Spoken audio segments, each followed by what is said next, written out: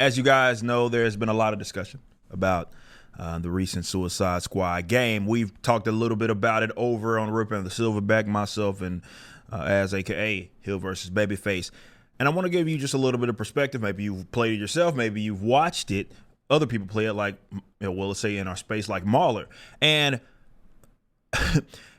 there's been some discussions about the gameplay, but a lot of it is centered around just the overall weird story that's in there, taking it to these heroes, which is, I guess, the point, but also with the little tidbits of social justice stuff that's in there. So let's give some backstory on this.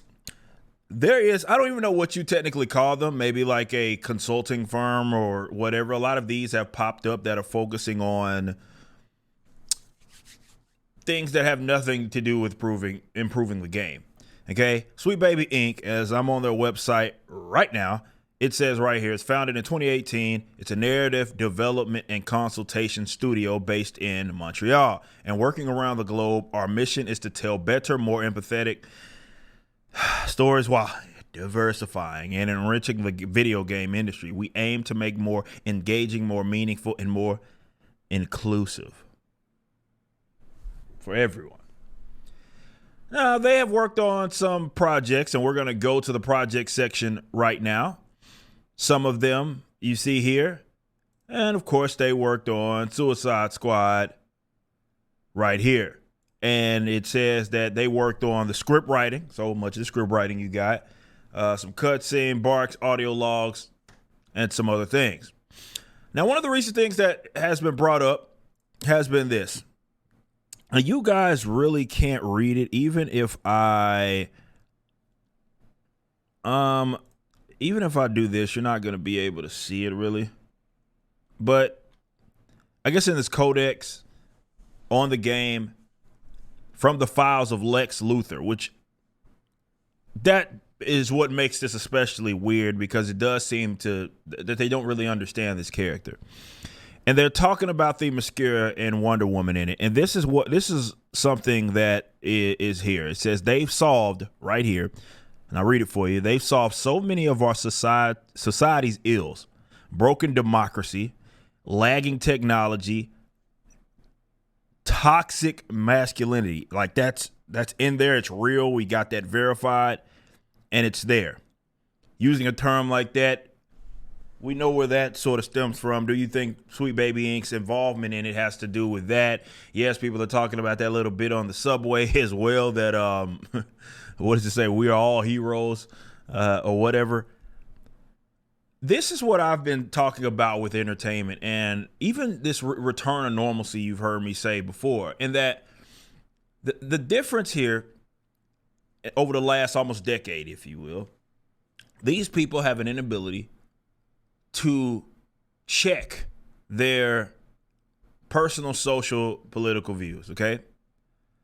And some of it may come with even spite to the customers. That's their driving thing, okay? It's not one of those where it's like, hey, these are my individual views, but if I'm working on something, that has nothing to do with that. It's, no, these are my views, and everything that I do needs to be reflective of that. And especially when it comes to things that have already existed that you didn't necessarily create, like some of these characters that we're talking about with DC Comics. That's the problem. That's always been the problem. It's the cockiness, it's the arrogance, it's the sort of self-centered narcissism that they have about themselves, that they have to make it about their own individual views, even if it doesn't make any sort of sense to put it there. Okay? So that from the terminology, catchphrases, buzz terms, you're going to see that stuff present. But I think with these companies, and it's not just a Suicide Squad issue, the problem is with lack of leadership. That's where it all stems from. Because if you had some level of leadership, you would at least either get it out once it's been present in your company, or at minimum, you wouldn't do what they do now, and that's invite it. Sweet Baby Inc., as an example, is a consulting firm, basically.